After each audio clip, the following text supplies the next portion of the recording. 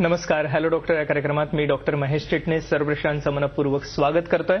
आपल्या आजच्या कार्यक्रमाचा विषय आहे त्वचा विकार आणि त्वचा विकारांच्या बरोबरीनेच खास करून सौंदर्यविषयक तक्रारींचं निवारण आपण आजच्या कार्यक्रमात करणार आहोत. आणि अर्थातच त्वचा रोग आणि त्याच्यावरती असणाऱ्या विश्वामृत चिकित्सेविषयी मार्गदर्शन करण्यासाठी साक्षात धन्वंतरी समान असणारे वैद्यराज समीर गोविंद जमदग्नी आपल्या आजच्या कार्यक्रमात सहभागी झालेले आहेत. तर मी आपली सर्वप्रथम ओळख करून देतोय. वैद्यराज समीर गोविंद जमदग्नी यांची नमस्कार सर. नमस्कार. वैद्यराजांचं व्यक्तिमत्व आता संपूर्ण महाराष्ट्राला सुपरिचित असं आहे, पण आजच्या कार्यक्रमाच्या अनुषंगाने मला खास करून सांगावंसं वाटतं की गेल्या काही वर्षांमध्ये विविध प्रकारच्या प्रदूषणामुळे म्हणा किंवा असणाऱ्या विविध प्रकारच्या औषधोपचारांचा दुष्परिणाम म्हणून सुद्धा त्वचाविषयक तक्रारी वाढत आहेत, ज्याच्यामध्ये सोरायसिस म्हणजे आणि त्याचप्रमाणे ल्युकोडर्मा म्हणजे पांढरे डाग किंवा ज्याला श्वेतकुष्ठ असं सुद्धा म्हटलं जातं, अशा स्वरूपाच्या गंभीर त्वचेच्या विषयीच्या तक्रारी किंवा विकार आहेतच. पण ह्याच्या व्यतिरिक्त खास करून तरुणांमध्ये चेहऱ्याच्या सौंदर्याच्या दृष्टीने खास करून महत्वाचं असणारे असे तारुण्य पिटिका किंवा ज्याला मुर्म किंवा पिंपल्स असं संबोधलं जातं किंवा डोळ्याखाली दिसणारी डार्क सर्कल्स आपण बघतो. सध्या आयटी मध्ये काम करणाऱ्या अनेक मुलांच्या डोळ्याखाली आपल्याला काळी वर्तुळं झालेली दिसतात. चेहरा निस्तेज दिसतो आणि एकंदरीतच आपल्याला बघायला मिळेल की एकंदरीतच त्वचेचं आरोग्य हे चांगलं राखलेलं दिसत नाही. आणि ह्या सर्व गोष्टींपासून जर का आपल्याला मुक्ती मिळवायची असेल तर अर्थातच आयुर्वेदाला पर्याय नाहीये. आपल्याला माहितीच आहे मॉडर्न मेडिसिनचे दुष्परिणाम आणि एकंदरीतच त्वचा चांगली राखण्यासाठी म्हणून ज्या काही आयुर्वेदामध्ये आज औषधी उपक्रम सांगले त्यांचं मार्गदर्शन खास करून वैद्यराज समीर गोविंद जमदग्नी आपल्याला आजच्या कार्यक्रमात करणार आहेत. नमस्कार. पुन्हा एकदा स्वागत कार्यक्रमात सर आपलं. कारण आयुर्वेदाकडे आज संपूर्ण जगच आशेचा किरण म्हणून बघते विविध प्रकारच्या आजारांसाठी, दीर्घकालीन आजारांसाठी. हा एक भाग झाला, पण खास करून सौंदर्यविषयक तक्रारी आहेत किंवा त्वचेचे जे रोग आहेत ह्याच्यामध्ये मॉडर्न मेडिसिनमध्ये स्टिरॉइड्स किंवा इतर औषधं खास करून फार नाहीत. म्हणजे तात्पुरत्या स्वरूपात आराम मिळतो, पुन्हा तो रोग उफाळून येतो. स्टिरॉइड पोटात घेण्यासाठी असो किंवा त्वचेवर लावण्यासाठी असो, ह्याच्या व्यतिरिक्त फार काही औषधं दिसत नाहीत किंवा अँटीबायोटिक्स, पेन किलर्स ह्याच्या पुढे जाऊन काही फार औषध आपल्याला दिसत नाहीत. पण रोग समूळ नष्ट करण्यासाठी खास करून सोरायसिस, पांढरे डाग किंवा अशा प्रकारचे जे आजार आहेत ह्याच्यासाठी आज विश्वामृत चिकित्सा प्रभावी ठरलेली आहे. तर आम्हाला सर्वप्रथम सांगा की त्वचा विकार ह्यांचं आयुर्वेदाची संकल्पना नक्की कशी आहे आणि जेव्हा विश्वामृत चिकित्सालयामध्ये अशा त्वचाच्या रोगांचे जे रुग्ण येतात त्यांची चिकित्सा कशा रीतीने केली जाते? कसं आहे, त्वचा रोग असं म्हटल्यानंतर माणूस हा फक्त त्वचेकडे बघतो आणि त्वचेकडे फक्त बघून चालणार नाहीये, वैद्यांनी बघून चालणार नाहीये आणि रुग्णांनी बघून चालणार नाहीये. असं आहे की संपूर्ण अंगाला व्यापणारी ही त्वचा जी आहे त्याला स्पर्शनेंद्रिय असं म्हटलेलं आहे. आणि त्या स्पर्शाचा जो संबंध आहे तो वायू या महाभूताशी येतो, प्राधान्याने येतो. आणि त्यामुळे शरीरातला जो वातदोष आहे त्याच्यामध्ये बिघाड झाल्याशिवाय त्वचारोग कधी उत्पन्न होत नाहीत. असं लक्षात घ्या की शौचाची जागा आणि लघवीची जागा आणि घाम येणं या ज्या प्रक्रिया एक्सक्रिटरी सिस्टीमच्या हिशोबाने आपण लक्षात येतो, जिथनं घाण शरीरातली बाहेर पडते ती ज्या वेळेला त्याला पुरत नाही शरीराला, इतकी घाण जेव्हा माणूस मनामध्ये आणि शरीरामध्ये निर्माण करून ठेवतो त्यावेळेला मग त्वचारोग उत्पन्न होत असतात. ते असे सुखासुखी काय होत नाही. लक्षात घ्या की प्रत्येक आजार हा आपला खाणं पिणं आणि वागणं याच्यातूनच उत्पन्न होत असतो. त्वचारोग ही त्याला काही अपवाद नाहीये. ह्याच्या बरोबरीने दुसरा एक महत्वाचा भाग आयुर्वेदाने सांगितला आहे तो म्हणजे मनाचा आणि त्वचेचा अतिशय जवळचा संबंध आहे. याचं कारण असं की वायू जो आहे किंवा वात हा दोष जो आहे तो आपल्या शरीरामध्ये जी कामं करतो त्यामध्ये असं सांगितलं की वायुस्तंत्रयंत्र जरा प्रवर्तक चेष्टानाम उच्चवचानाम नियंता प्रणेताच्या मनसा असं सांगितलेलं आहे. म्हणजे मनावरती कंट्रोल ठेवणारा सुद्धा तो वात दोष आहे. तर मनाने जर चुकीच्या पद्धतीने विचार केलेले गेले असतील, काम, क्रोध, लोभ, मोह, मत्सर, द्वेष करणं दुसऱ्याचा, अनेक गोष्टी आहेत. वाणीचे दोष असतात, खोटं बोलणं, कठोर बोलणं, चुकीचं बोलणं, हे सगळं जे आहे ना ते आयुर्वेदाने ग्राह्य धरलेलं आहे. जे वेग मनामध्ये धरून ठेवावेत आणि बाहेर व्यक्त करू नयेत असे वेग आहेत.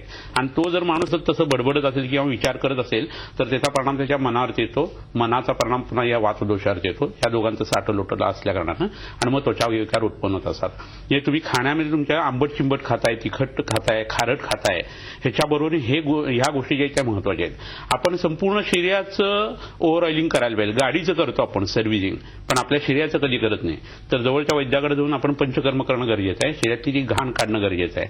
असं जर केलं गेलं तर एक्सक्रिटरी सिस्टीमवरती अंड्यू लोड येत नाही आणि मग त्वचा विकार उत्पन्न होत नाही. हे आयुर्वेदाचं म्हणणं जे आहे ते सगळ्या लोकांनी मान्य करायला पाहिजे. ओके, हा एक महत्वाचा भाग होता जो आपण आता ऐकला. वैद्यराजांनी सांगितलं आपल्याला की एकंदरीतच मनाचा आणि शरीराचा संबंध आहे आणि खास करून त्वचा विकारांचा जेव्हा आपण शरीराचा विचार करतो तेव्हा. अर्थातच विश्वामृत चिकित्सालयामध्ये आपण जेव्हा रुग्ण येतात तेव्हा पूर्व इतिहास घेतला जातो रुग्णाचं निदान करताना, ही एक महत्वाची गोष्ट आहे. पण त्वचा विकारांचं खास करून निदान करताना काही गोष्टी जसं आपण म्हणालात की शरीराचा आणि मनाचा संबंध असल्यामुळे त्याही दृष्टीने विचार केला जात असेल. आणि अर्थातच नाडी परीक्षा हा एक महत्वाचा भाग आहे आपल्या चिकित्सा पद्धतीमध्ये. काय सांगता येईल याविषयी सर? कसं आहे, आयुर्वेदिक नाथ नाडी परीक्षा नावाचा एक वेगळा प्रकार आपल्या दवाखान्यामध्ये करत असतो आणि ती नाथ नाडी परीक्षा करत असताना रुग्णाचं हृदय आणि वैद्याचं हृदय हे त्याच स्पर्शातून आणि त्या नाडीतून सांधलं गेलेलं असतं. तर बऱ्याच वेळा अशा गोष्टी असतात की ज्या रुग्णाला माहीत सुद्धा नसतात. म्हणजे दोन पद्धतीची टेन्शन्स असतात माणसाला. एक व्यक्त मला हे टेन्शन आहे असं माणसाला सांगता येतं आणि काही अव्यक्त आतली गूढ अशी टेन्शन्स असतात.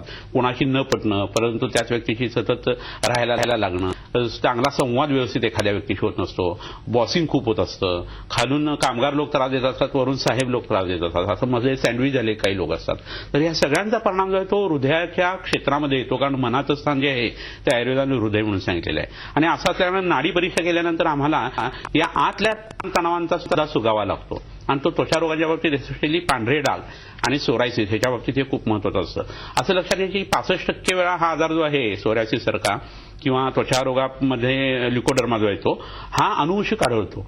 तर हे पिढ्यानपिढ्या चालत आलेली ही स्ट्रेस, टेन्शन आणि एन्झायटी असते आणि प्रत्येकाचे स्वभाव तसे होऊन गेलेले असतात. त्यामुळे ही नाडी परीक्षा जी आयुर्वेदिक आता आपण बघितली टीव्हीवरती ती खूप महत्वाची आहे आणि त्याच्यातून एकदा निदान झालं की मग नंतर पुढची औषधं ही खूप सोपी असतात. येस. आणि औषधांमध्ये अर्थातच इको मेडिसिनचा वापर आपल्याकडे खूप होतो. म्हणजे औषधीच्या वनस्पतींच्या, ताज्या वनस्पतींच्या रसाचा वापर. मला आवर्जून हे सांगावंसं वाटतं की आज विश्वामृत चिकित्सालय आपली सेवा ही पुणे आणि मुंबई या दोन्ही ठिकाणी देत आहे. आपण संपर्कासाठी जे नंबर बघतात स्क्रीनवरती ते जरूर टिपून घ्या. अतिशय महत्वाचं आहे. आपल्याला जर का त्वचा विकार आणि त्वचा विकारांमध्ये खास करून सोरायसिस सारखा आजार आहे, ल्युकोडर्मा किंवा पांढरे डाग अंगावरचे आहेत किंवा वेगवेगळ्या प्रकारच्या सौंदर्यविषयक तक्रारी आहेत, मुरुम किंवा पिंपल्स ज्याला म्हटलं जातं, तारुण्य पेटिका म्हटलं जातं, अशा प्रकारचा आजार आहे. तर ह्या सर्व त्वचा विकारांसाठी आज विश्वामृत चिकित्सालयामध्ये उपचार उपलब्ध आहेत, ज्याचा आपण जरूर लाभ घेऊ शकता. आणि हे जे संपर्कासाठी आपण नंबर बघत आहात ते जरूर टिपून घ्या. पुन्हा एकदा कार्यक्रमाकडे वळत असताना सर, ताज्या वनस्पतीच्या रसांचा वापर आणि या ठिकाणी भरपूर वनस्पती आणलेली आहेत.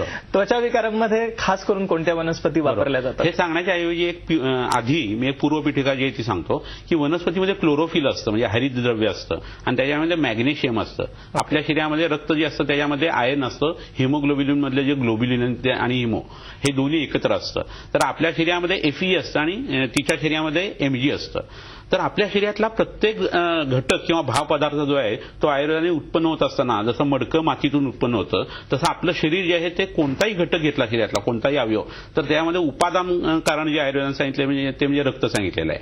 आणि हे रक्त जर चांगलं झालं तर अनेक वेगवेगळ्या पद्धतीचे आजार हे कमी करता येतात आणि म्हणून रक्तम जीव इति स्थिती असं आयुर्वेदात एक सूत्र आहे. हे जर लक्षात घेतलं ना तर वनस्पतीचे ताजे रस चरकाचार्यांनी पंचविध कषाय कल्पनामध्ये पहिल्यांदा स्वरसाची मांडणी केलेली आहे आणि दुर्दैवाने कोणताही वैद्य आता फार कमी असे वैद्य की जे स्वरस किंवा ताज्या वनस्पतींचे रस वापरतात. ते वापरलं की हे Mg जे आहे ते रिप्लेस होतं Fe आणि आपल्या शरीरात नवचैतन्य त्याच वेळेला मिळतं. मग ती वनस्पती जर त्वचारोग नष्ट करणारी असेल तर त्या क्षणापासून ज्यावेळेस तोंडामध्ये निपात पात्राने त्याचा गुण यायला सुरुवात होते आणि मग शरीरातला त्वचारोग आहे तो झपाट्याने कमी व्हायला लागतो. हे होत असताना ती वनस्पती जिवंत असताना आपण तिचा रस काढलेला असतो. जिवंत शरीराला जिवंत गोष्ट ही मानवते. टॅबलेट किंवा आवले किंवा काढा जो आहे तो तसा शिळा किंवा अग्निसंस्कार झालेला असतो. तर वनस्पतीचा ताजा रस घेतला की त्याचा अप्रतिम गुण येतो आणि म्हणून काही वनस्पती मी इथं मुद्दामून आणलेल्या आहेत ती त्यातल्या काही वनस्पती आपण बघूया. ही समोर आता जी मी वनस्पती आणलेली आहे ही भावा म्हणून वनस्पती आहे, सगळ्यांनी ही बघितलेली असेल. भाव्याचा हा पिवळा अतिशय सुरेख असा वृक्ष जो आहे तो आपल्याला व्यवहारामध्ये तुम्हाला दिसेल. वसंत ऋतूत त्याची फुलं खूप छान येतात. ह्याला सुवर्ण किंवा राजवृक्ष असं सुद्धा संस्कृत नाव आहे. ही दुसरी जी शेंग दिसते ह्याला कवठाच्या वासाचा असा आत गर असतो आणि हा पोटामध्ये जर घेतला आणि ह्यानी जर कोठा साफ झाला तर उत्तम पद्धतीने त्वचारोग ह्याच्यामध्ये नष्ट होत असतात. दुसरी एक वनस्पती मी इथं तुम्हाला दाखवू इच्छितो. ती वनस्पती म्हणजे कुटज किंवा कुडा नावाची ही वनस्पती आहे. तिला या दोन शेंगा लागलेल्या तुम्हाला दिसतील. याला इंद्रयव असं ह्याच्या बियाला म्हणतात आणि अतिशय उत्कृष्ट रक्त शुद्धी करणारं हे औषध आहे. मगाची भाव्याची शेंग जी आहे ती किंवा पानं, दुसरा हा कडुलिंब इथं जो दिसतोय हा कडुलिंब, तिसरं हे अडुळशाचं पान आणि चौथी एक वनस्पती इथं आणली ती मी तुम्हाला मुद्दामून दाखवतो. ती म्हणजे ही अनंता किंवा कृष्ण सारिवा नावाची एक मोठी कावळी नावाची वनस्पती आहे. तर ह्या 4ही वनस्पती ज्या आहेत त्याची पानं जी आहेत ती कुटून खोबऱ्याच्या तेलामध्ये टाकायची आणि ती अंगाला लावायला उपयोगात आणायची. ते तेल अंगाला लावायला उपयोगात आणायचं. तर सोरायसिसचा सारखा आजार हा झपाट्याने बरा होत असतो. अशा वेळेला दुसरी एक वनस्पती मी इथं आणलेली ती मुद्दामून दाखवू इच्छितो.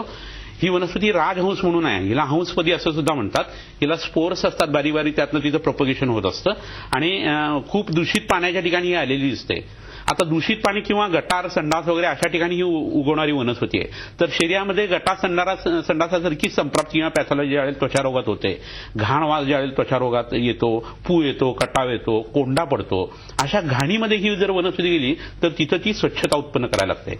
तर या वनस्पतीचा रस 21 दिवस मीठ सोडून जर पोटामध्ये घेतला तर सोरायसिस हा झपाट्याने कमी होतो. हा प्रयोग सगळ्यांनी करून बघण्यासारखा आहे. यावेळेस जर त्याच्याबरोबर ब्रह्मचर्य पाळलं आणि आयुर्वेदाच्या पंचकर्माचा वापर जर केला, शिरोधाराचा वापर जर केला तर त्वचारोग जे आहेत मोठे भयानक जे आपल्याला सोरायसिस सारखे जाणवतात हे निश्चितपणे चांगल्या पद्धतीने बरे करता येऊ शकतात. हो, म्हणजे आज सोरायसिस सारख्या आजारांवरती सुद्धा किंवा ह्या आजारांपासून सुद्धा मुक्ती मिळवणं शक्य आहे.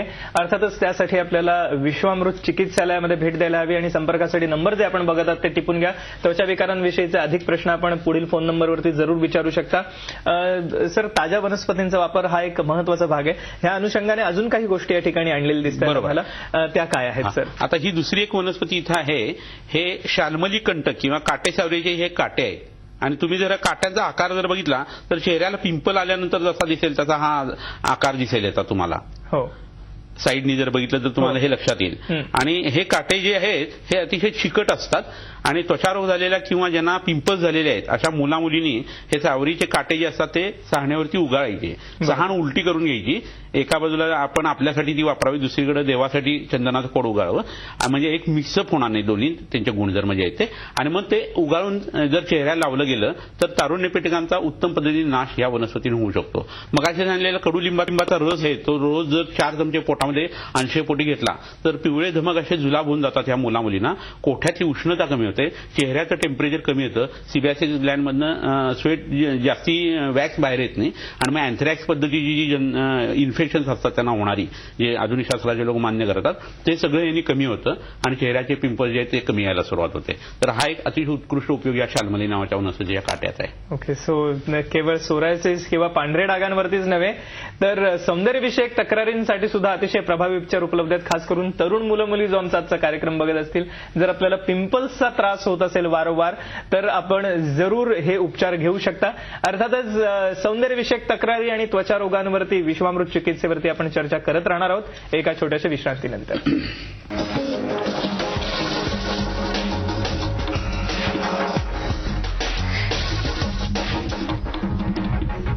नमस्कार, हॅलो डॉक्टर या कार्यक्रमात पुन्हा आपल्या ठिकाणी चर्चा सुरू आहे ती त्वचा रोग आणि त्वचा रोगामध्ये खास करून सोरायसिस, ल्युकोडर्मा, एक्झिमा सारखे आजार आहेत किंवा ज्याला गजकर्ण सुद्धा म्हटलं जातं मराठीमध्ये. आणि ह्याच्या व्यतिरिक्त खास करून सौंदर्यविषयक तक्रारी ज्याच्यामध्ये मुर्म, पिंपल्स, चेहऱ्यावरचे काळे डाग, डोळ्यांच्या भोवती काळी वर्तुळं किंवा चेहऱ्यावरती असणारे व्रण किंवा खड्डे ह्याच्यावरती आज विश्वामृत चिकित्सालयामध्ये प्रभावी उपचार उपलब्ध आहेत. आपण त्यांच्या संपर्कासाठी नंबर बघत आहात ते आपण जरूर टिपून घ्या. आणि आपल्याला आजच्या कार्यक्रमात खास मार्गदर्शन करत आहेत साक्षात धन्वंतरी समान असणारे वैद्यराज समीर गोविंद जमदग्नी. सर, आपण आता कार्यक्रमाच्या पूर्वार्धात चर्चा केली की कशा रीतीने त्वचा विकारांमध्ये रक्ताची शुद्धी जास्त महत्वाची आणि वात हा अतिशय महत्वाचा मनोदोषांवरती आणि अर्थातच मनाचा आणि शरीराचा असणारा संबंध. ताज्या वनस्पतींचा वापर हे विश्वामृत चिकित्सालयाचं वैशिष्ट्य आहेच, पण ह्याच अनुषंगाने वैशिष्ट्यपूर्ण चिकित्सा ज्याच्यामध्ये पंचकर्म, रक्तमोक्षण, जळवा लावणं हे उपचार केले जातात. ह्या उपचारांकडे वळण्याआधी आपण कार्यक्रमामध्ये थोडंसं आमची जी तरुण मुलं मुली आहेत त्यांच्या सौंदर्यविषयक तक्रारींमध्ये खास करून सध्याच्या काळात 2 तक्रारी दिसतात.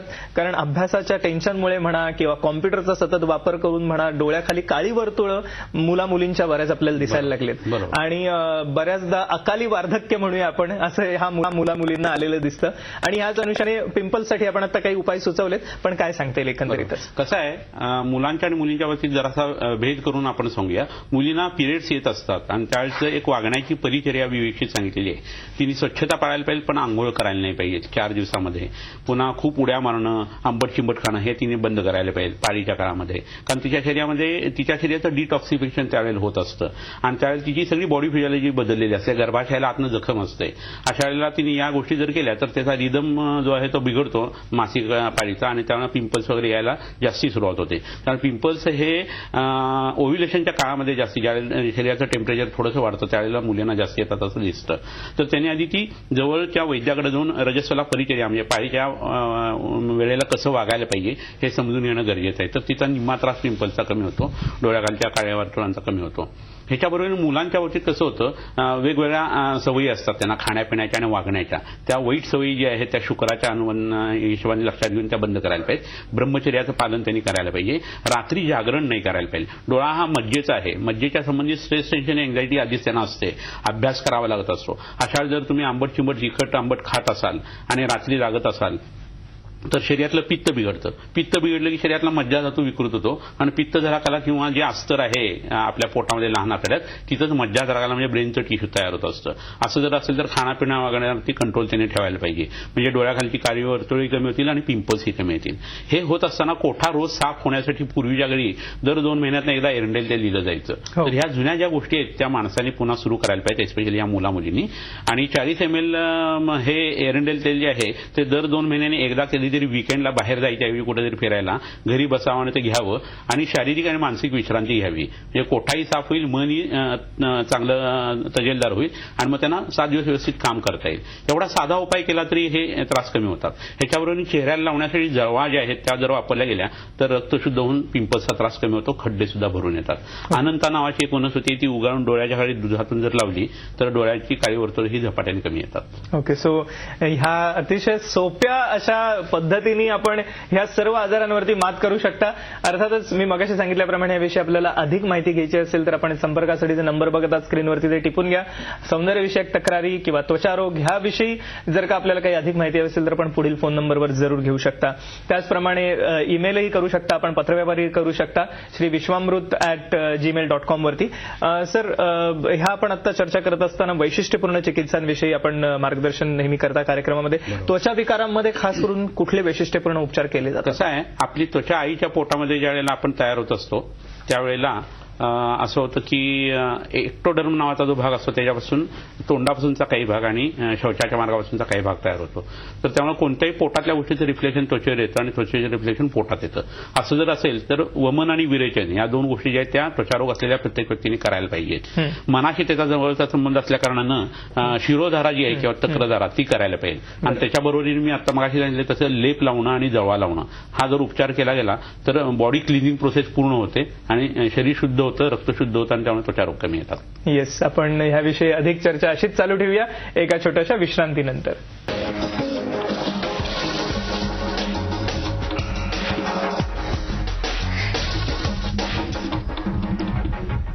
नमस्कार, हॅलो डॉक्टर कार्यक्रमात पुन्हा एकदा सर्वश्रेयांचं स्वागत.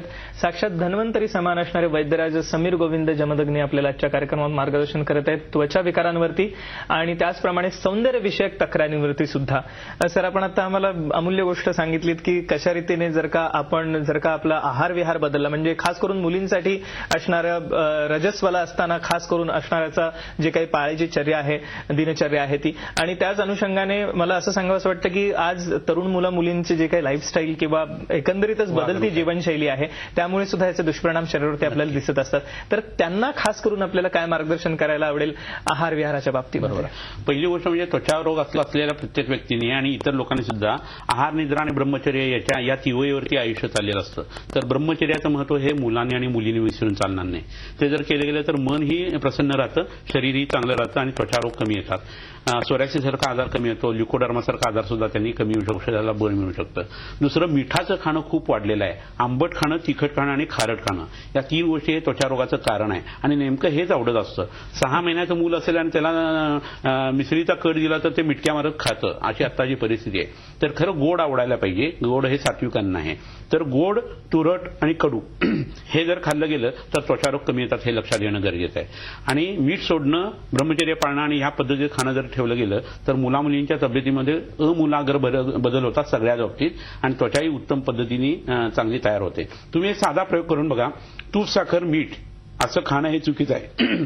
परंतु तूप, साखर, दूध असं जर तुम्ही खाल्लं, मऊसर भात आणि वरण खाल्लं, असं एक महिनाभर करून ठेवा, तर तुमच्या मनामध्ये आणि शरीरात झालेले बदल तुम्हाला आरशासमोर उभारल्यानंतर आणि लोकांच्याबरोबर बोलताना लक्षात येतील. म्हणजे एवढं आहाराचं महत्व मला वाटतं ह्याच्यामध्ये आहे. ह्याच अनुषंगाने सर, पंचकर्म चिकित्सेमध्ये खास करून रक्तमोक्षण त्वचा विकारांमध्ये सांगितलं जातं. सोरायसिस सारख्या आजारांमध्ये किंवा पांढरे डाग जेव्हा असतात अशा आजारांमध्ये आपण काय वैशिष्ट्यपूर्ण चिकित्सा करता? सोरायसिस असू दे किंवा ल्युकोडर्मा ज्यावेळेला असतो पांढरे डाग वगैरे, त्यावेळेला तिथं जळवा लावली जाते आणि जळू हा असा प्राणी की त्याला मेंदू आहे स्वतःचा आणि त्यामुळे सिलेक्टिव्हिटी तिला असते.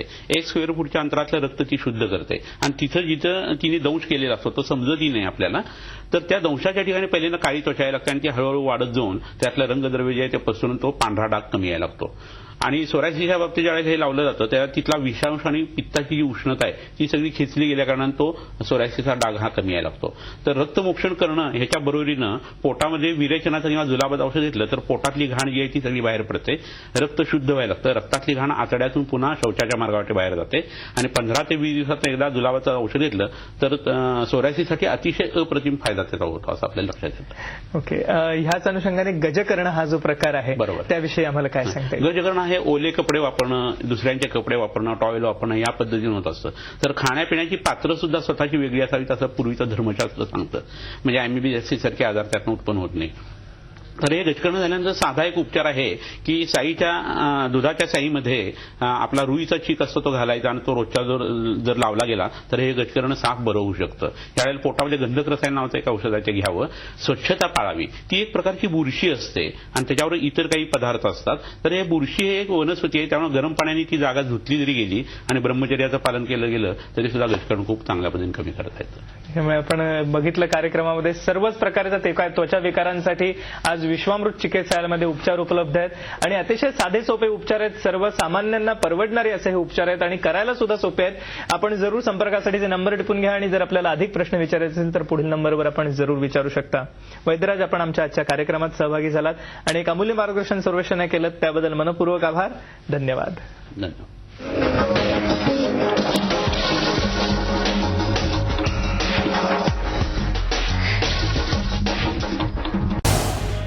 झी 24 तास रहा एक पाऊल पुढे.